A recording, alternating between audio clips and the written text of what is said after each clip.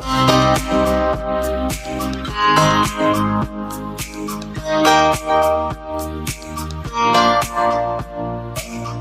donne tout de suite la parole à Elisabeth Gardère, professeure à l'Université de Bordeaux 4, comme l'a dit Philippe, et qui va nous parler des invisibles de la démocratie. Alors, si j'ai bien compris, ce sont des citoyens, tels que les définissait Aristote, susceptibles de gouverner par leur simple emprise charismatique, indépendamment de leurs connaissances et de leurs compétences. Alors, la question est comment porter le masque de l'invisibilité dans la Ve République. Bonjour à toutes et à tous.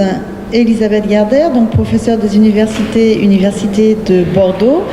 Je me présente à vous aujourd'hui, effectivement, au titre du service public. La parole de la recherche scientifique est ouverte au débat public. C'est sa raison d'être.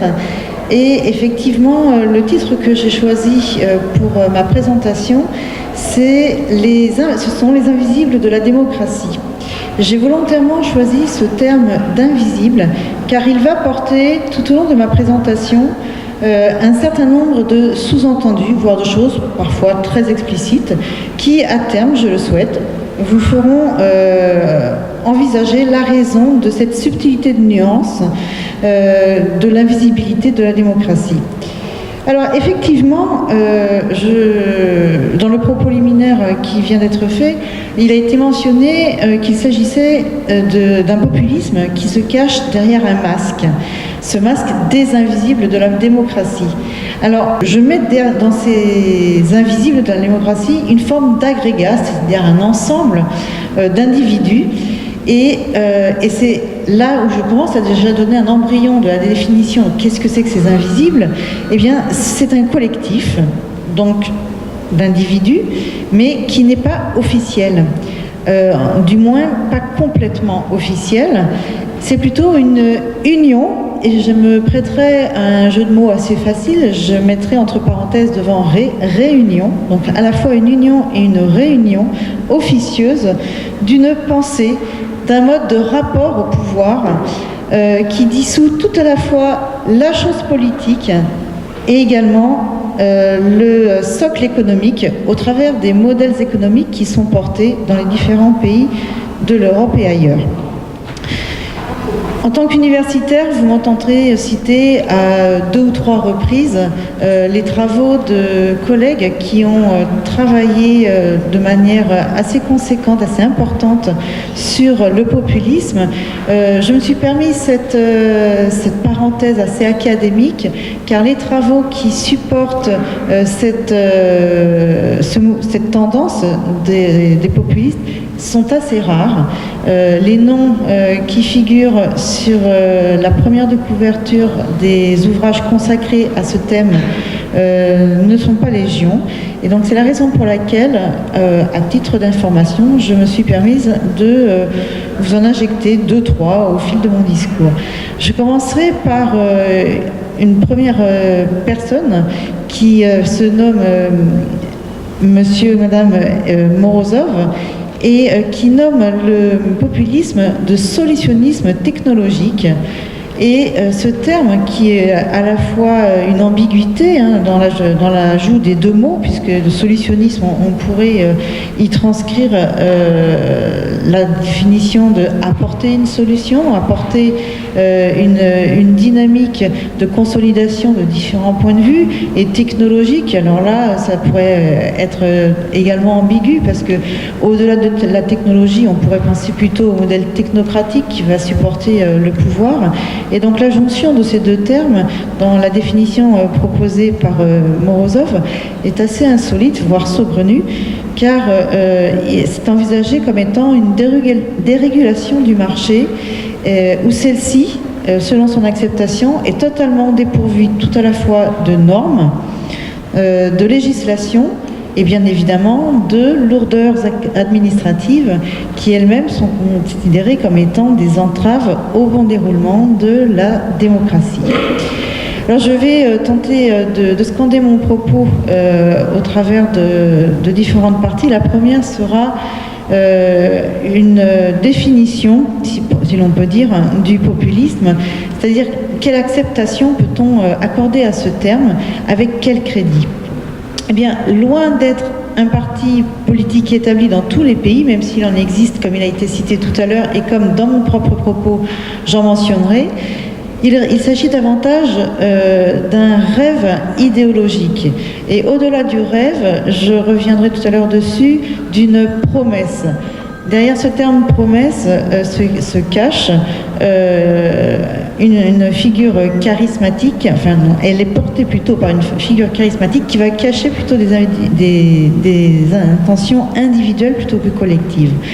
Alors si on en revient à la part onirique de cette idéologie du gouvernement, eh bien elle s'effectue par et pour le peuple. J'insiste bien sur ces deux termes, par et pour le peuple. Parce que dans le populisme, eh bien, il est souvent envisagé ce terme avec une connotation négative. Et donc je voudrais faire ce bémol, à savoir qu'il y a ici une inclusion totale du peuple. Pourquoi est-ce qu'il y a une inclusion négative? Parce que la définition qui en est donnée, c'est également que parfois les élites sont déçues et déchues au bénéfice du peuple, souvent pour le bien-être des basses classes. Donc cette association de mots, ce chaînage de mots basse classe, comporte un terme, vous l'avez bien entendu, basse, qui est assez péjoratif, et pourtant qui est largement porté dans le vocabulaire, dans le discours des populistes. Populistes que l'on verra souhaitant s'afficher à la fois dans une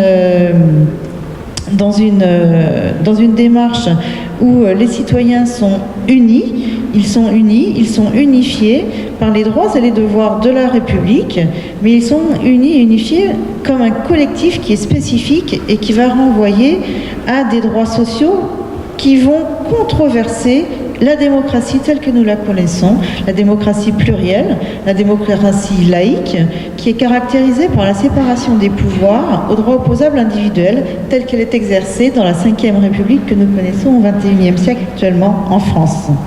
Le populisme, c'est un ensemble de paradoxes. Le premier des paradoxes, c'est que les populistes se considèrent comme vraiment porteurs d'une démocratie vraie, au travers du discours d'un peuple vrai. Donc là, c'est pareil, si tout à l'heure je mettais un point d'honneur sur les mots « par » et « pour le peuple », je mets un deuxième point d'honneur sur les mots « vrai » et « unité ». Donc, il s'annonce comme étant porteur d'une démocratie vraie et pourtant, ils ont tendance à déchoir les élites au bénéfice du peuple. Et vous en conviendrez ici, il y a quelque chose d'iconoclaste. Parce que ce n'est pas un parti politique, sauf exception, on y reviendra, institué, mais c'est plus une pensée, c'est plus une promesse qui se veut presque vertueuse. Et cette vertu est portée par une figure emblématique, une figure charismatique qui ne va pas être choisie au hasard, une figure qui va incarner la pensée et qui va formuler verbalement et également dans le non-verbal la promesse qu'elle porte en elle. Il y a également dans le populisme une dimension que l'on ne retrouve pas nécessairement dans les partis politiques beaucoup plus institués, beaucoup plus académiques, qui est celle de la proximité. Alors j'émets une énorme réserve sur mon dernier propos, parce que nul n'est sans savoir que depuis une quinzaine d'années environ, on est dans des démarches participatives, qu'elles soient numériques, qu'elles soient de proximité réelle dans les différentes circonscriptions, etc. Donc on a des démarches de proximité, on a des démarches participatives par les partis institués, mais ici c'est plus une proximité humaine, plus que idéologique. Donc l'ambition est d'unifier le peuple autour donc, de cette figure emblématique et charismatique qui va porter des codes et des valeurs mais qui ne sont pas forcément des codes et des valeurs répondant stricto sensus à la Ve République, qui ne sont pas non plus des codes et des valeurs qui vont répondre à l'un ou à l'autre des partis politiques institués. On va avoir quelque chose d'extrêmement surprenant. On va avoir une acceptation du peuple comme un peuple lisse, comme un peuple qui va être nivelé, comme un peuple qui va faire l'objet d'un lissage social, comme d'un peuple qui, au niveau culturel et idéologique, aurait les mêmes soubassements, les mêmes références. C'est extrêmement curieux, car nous savons tous que le peuple est composé d'une pluralité d'individus et que chacun porte en lui des différences. Donc ici, au travers de cette promesse d'unité, il y a l'ambition de faire émerger un peuple vrai. Donc là, c'est le troisième item sur lequel je souhaiterais attirer votre attention. Ce serait de mettre en capitale ce cinquième mot, vrai. Donc on avait par et pour. Nous avions également promesse et pensée. Et puis ici, nous avons donc ce dernier qui va être en complément de l'unité. C'est un mouvement qui fait appel pas nécessairement à une reconnaissance politique de droite ou de gauche, voire des extrêmes. Il peut même y avoir une forme de peur quelque part du centre, ce centre qui est plus dans le consensus et qui va donc ne pas nécessairement être porteur de ce que l'on entend au travers du populisme. Et au demeurant, on peut avoir également des partis politiques institués, que je ne citerai pas car ce n'est pas l'objet de mon propos, mais qui de manière tout à fait opportuniste, à l'occasion d'événements particuliers dans la vie politique de la Ve République, peuvent convoquer à la tribune de leur parti institué des figures charismatiques du populisme et s'en servir pour asseoir leur discours à un moment donné.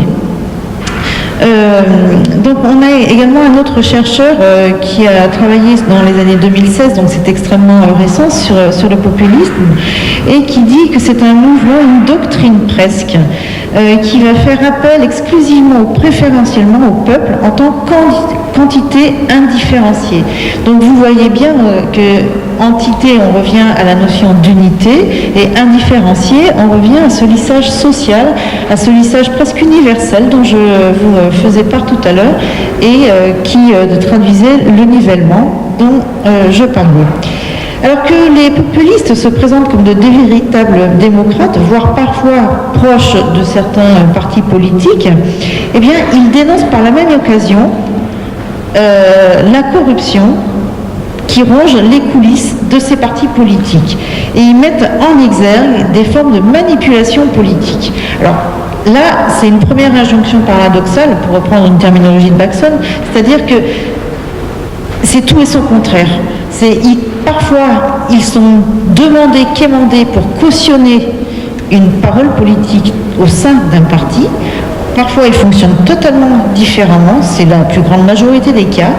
Mais dans tous les cas, ils font des choix à la fois les élites, qu'elles soient culturelles, qu'elles soient politiques, qu'elles soient intellectuelles, qu'elles relèvent de différents milieux que l'on peut envisager comme musical, peu importe, et au profit d'une démocratie où c'est le pouvoir du peuple qui va s'exprimer et où le peuple a toujours raison.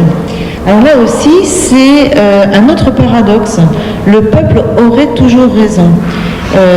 J'attire votre attention sur ce point parce que on parle de peuple vrai et même d'un peuple qui détiendrait la vérité dans le populisme, ce qui est quelque part un petit peu dérangeant dans la mesure où le populisme s'attaque de manière extrêmement drastique, draconienne, de manière très sévère aux autres partis en disant non, vous nous faites croire, vous nous faites penser, vous nous proposez telle idéologie dans votre parti comme étant une vérité, et nous vous témoignons que c'est par des jeux de manipulation, des jeux de rhétorique, que vous avez une forme de manipulation sur les électeurs.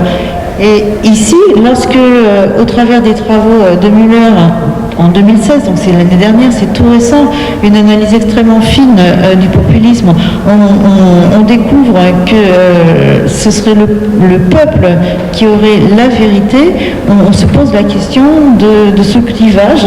Pourquoi tout d'un coup serait-il pris à certains pour être donné et de manière non négociable?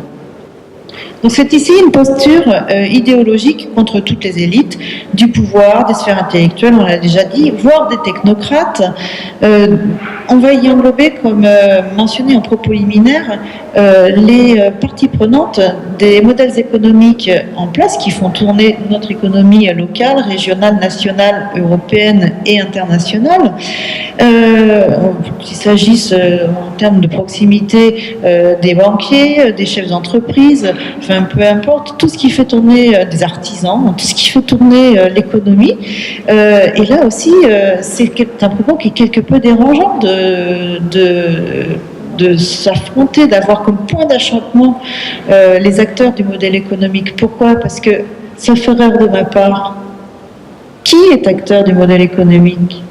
C'est le peuple.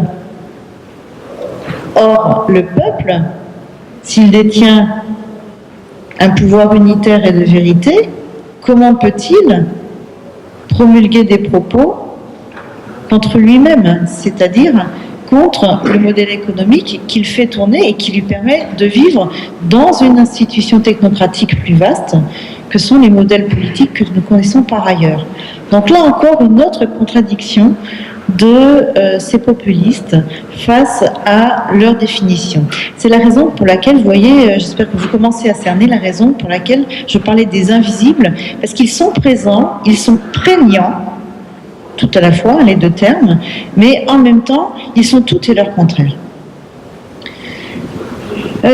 Donc l'idée ici, c'est on a un populisme qui, selon la terminologie de Müller, toujours en 2016, serait un mal démocratique qui ronge justement à cause de ces paradoxes la démocratie et dont évidemment le point d'orgue sont les joutes oratoires et une posture très très marquée contre l'establishment.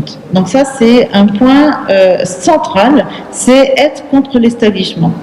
Alors quelles sont les couleurs politiques et quelle définition du populisme? Alors d'emblée on peut affirmer qu'il n'appartient ni à la droite, ni à la gauche, ni aux extrêmes.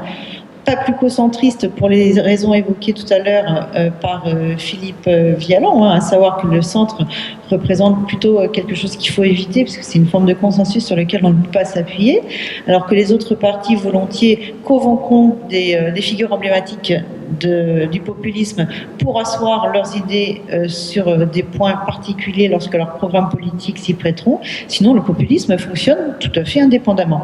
Mais je dirais également que les populistes sont polysémiques et polymorphes. En effet, il n'existe pas réellement une rhétorique du discours politique du populiste comme on peut le trouver dans les autres partis politiques, si ce n'est la récurrence d'une figure charismatique, la récurrence d'un sixième terme que je mets en capital, du « nous », qui reprend la notion d'unité et qui représente ce fameux peuple vrai. Et ce peuple vrai est largement utilisé, et si on fait une analyse avec des occurrences et des récurrences de ces termes, eh bien ça va stigmatiser une volonté à la fois d'unité et de nivellement que je mentionnais tout à l'heure. Et ça a deux conséquences. La première, c'est de faire prendre conscience les personnes qui vont être réceptives à la parole populiste que les élites ne travaillent pas pour le peuple, peuple, mais pour le gouvernement.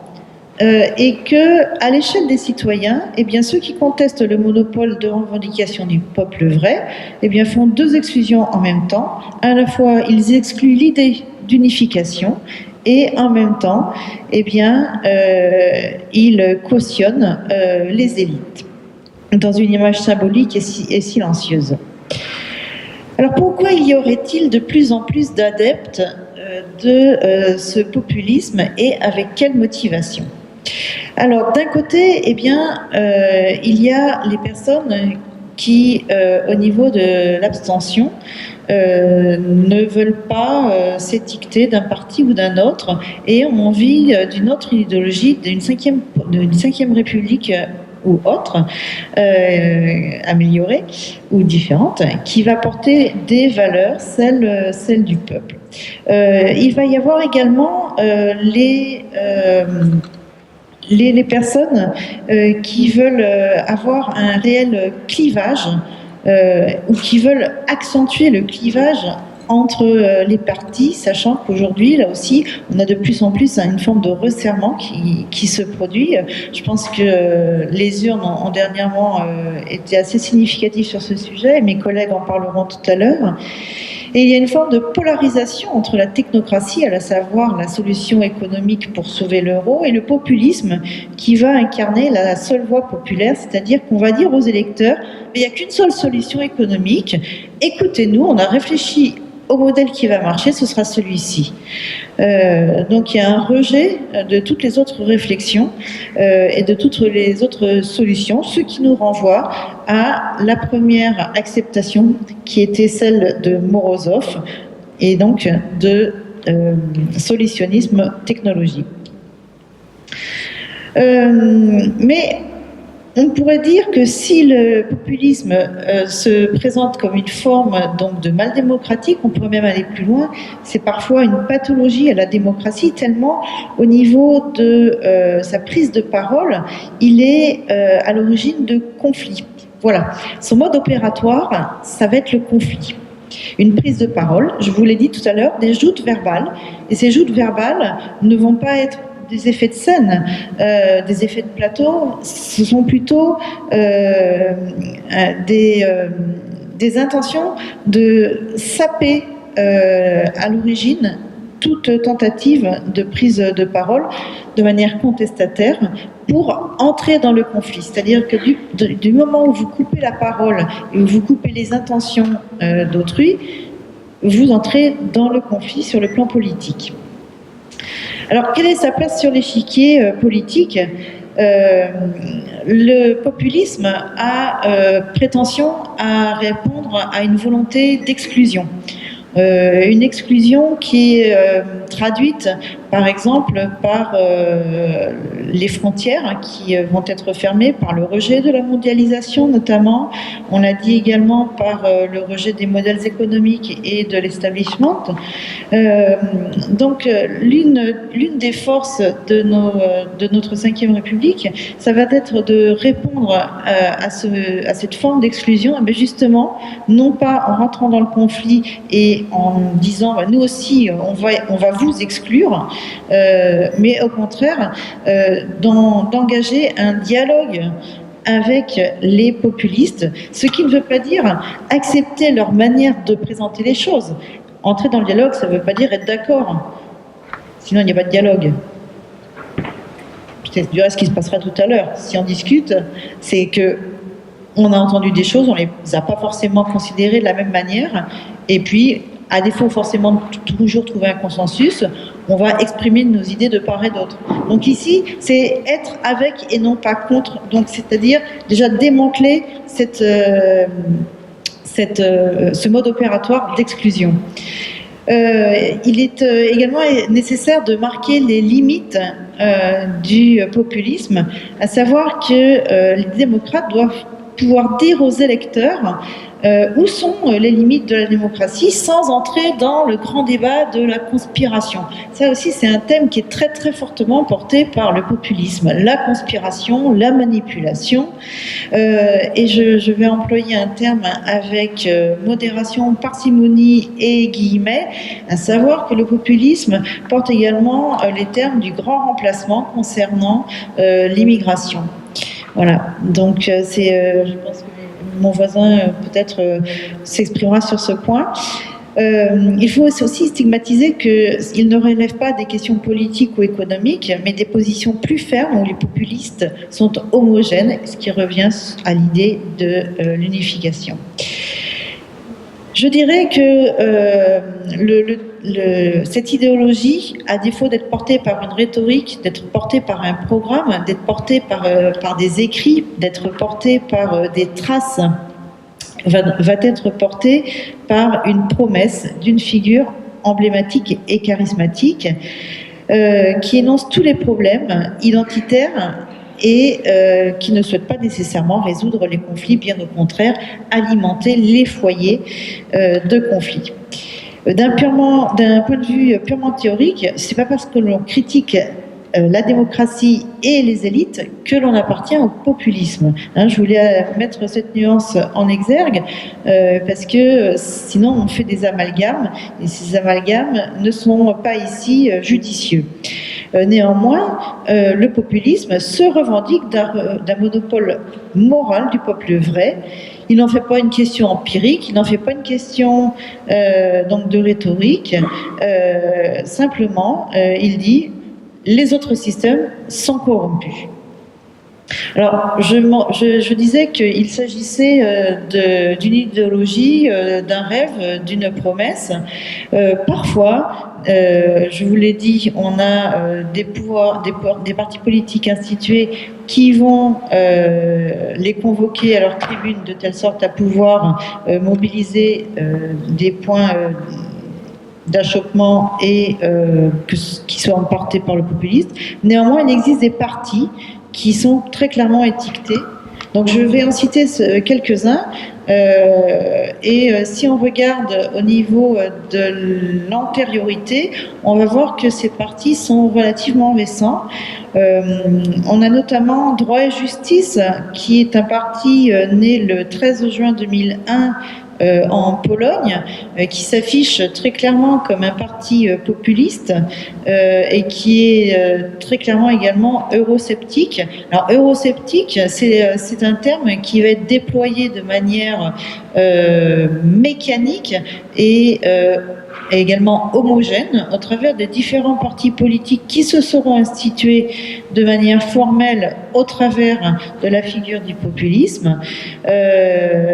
Donc le premier terme qui va arriver, ce ne sera pas populisme, ce sera eurosceptique suivi de populisme. Le deuxième parti qui va être mis en avant, ça va être le parti Union civique hongroise. Donc, de par son nom, vous aurez compris qu'il relève de la Hongrie. Il est antérieur, il relève à 1988. Enfin, vous voyez, c'est quand même pas une antériorité énorme. Et il se définit comme à la fois radical, libéral et alternatif, et toujours eurosceptique. Et extrêmement hostile à la mondialisation, avec la question toujours des frontières et de l'exclusion qui en font les pierres angulaires. Et puis, on parlera également, je ne vais pas faire une liste exhaustive, j'ai juste choisi 3 partis parce que comme ça fait un triptyque, de l'AfD, donc, qui, elle, relève de l'Allemagne et qui a été créée en avril 2013, donc là encore très récemment, et ce parti milite avec une banderole qui est celle de l'euroscepticisme, et pourtant, et alors là, on rejoint ce que je vous dis depuis le début, encore un autre paradoxe. Ce parti, de qui est-il constitué? Je vous le donne dans le mille. Tout à l'heure, on disait qu'il y avait une critique du modèle économique, mais que donc des entreprises, des banquiers, des artisans, etc., et tout ça, qui le fait fonctionner, c'est le peuple. Ici, dans ce parti politique constitué qu'est l'AfD, qui est eurosceptique et énoncé comme étant populiste, contre l'établissement, qui en fait partie? Il s'agit de professeurs en économie, donc d'universitaires, de penseurs académiques et d'intellectuels ou de personnes qui relèvent de la sphère de ce qu'on appellerait les élites au sens du populisme. Donc là aussi, on est dans quelque chose de totalement décalé par rapport au fondement idéologique du populisme, puisqu'on est sur un parti qui est composé contre nature. Donc, est-ce que le populisme est aussi proche du peuple qu'il le prétend?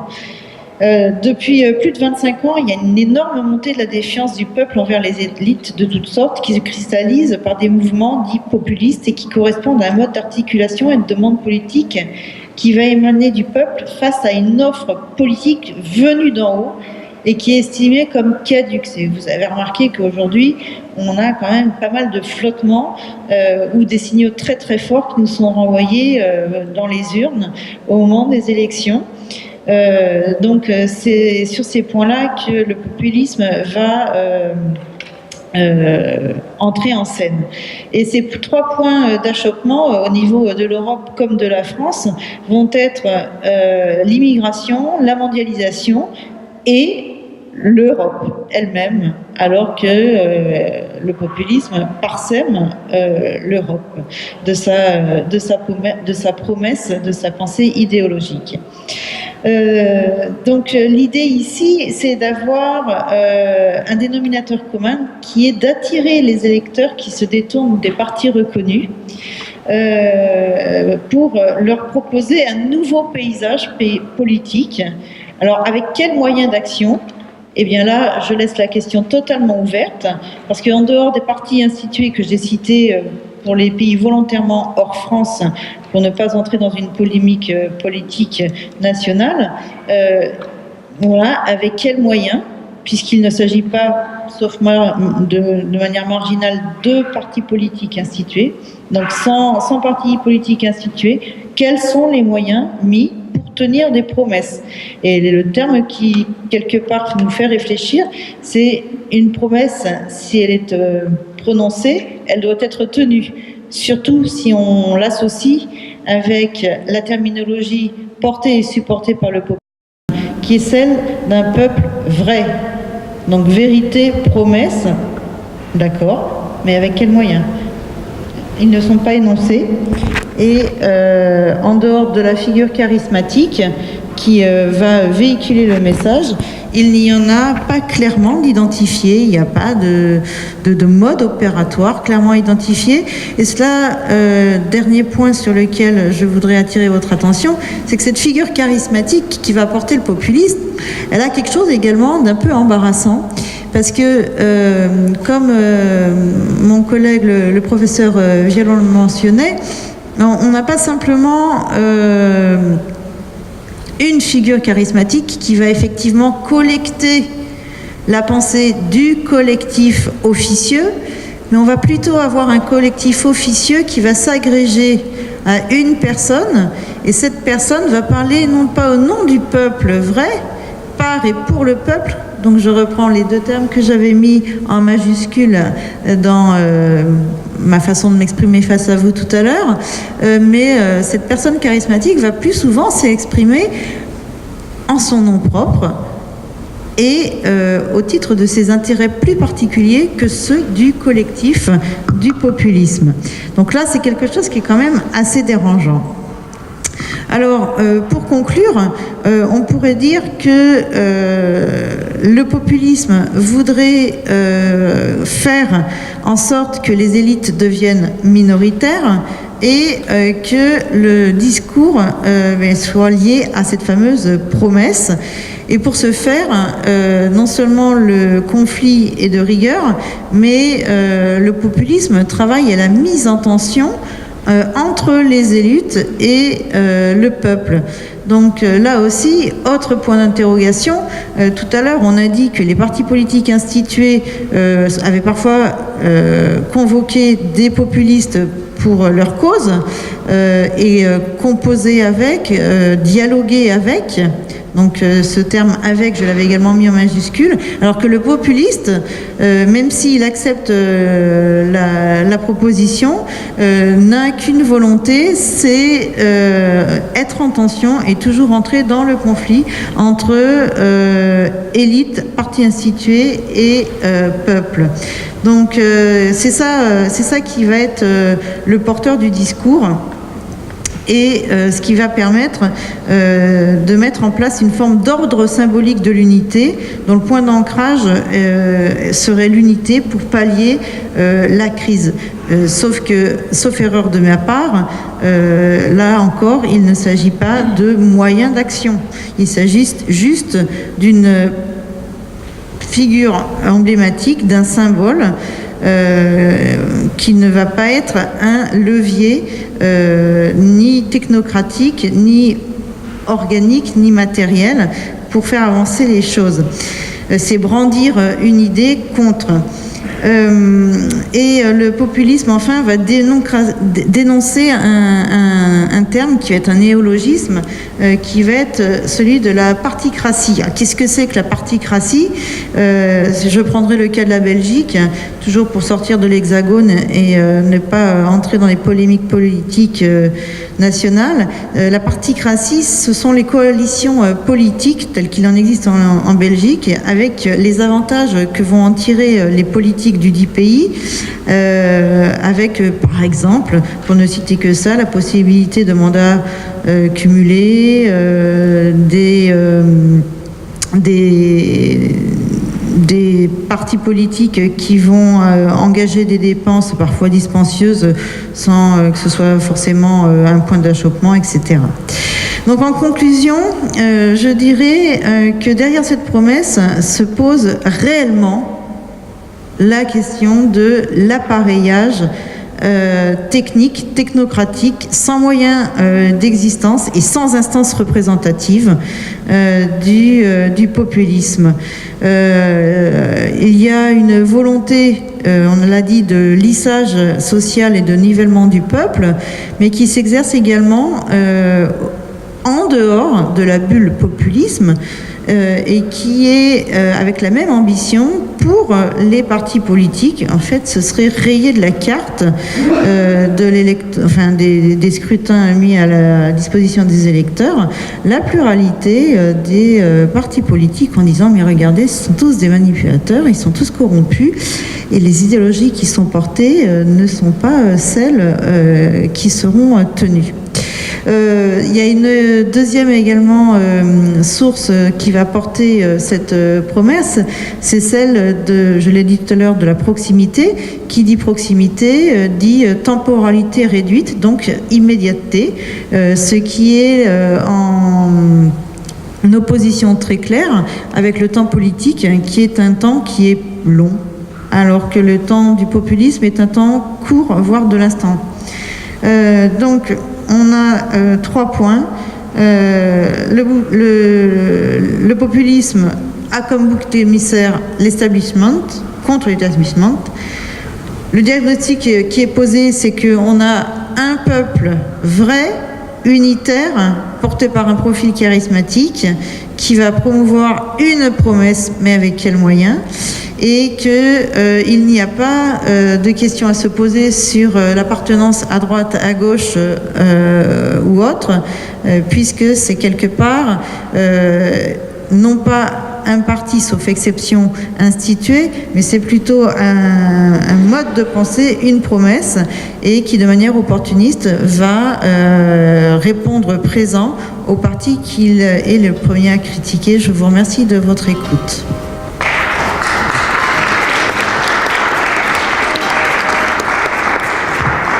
Merci beaucoup, Madame Gardère. Vous avez parlé à plusieurs reprises de joutes oratoires. Je voudrais juste profiter de l'occasion pour signaler qu'il y en aura.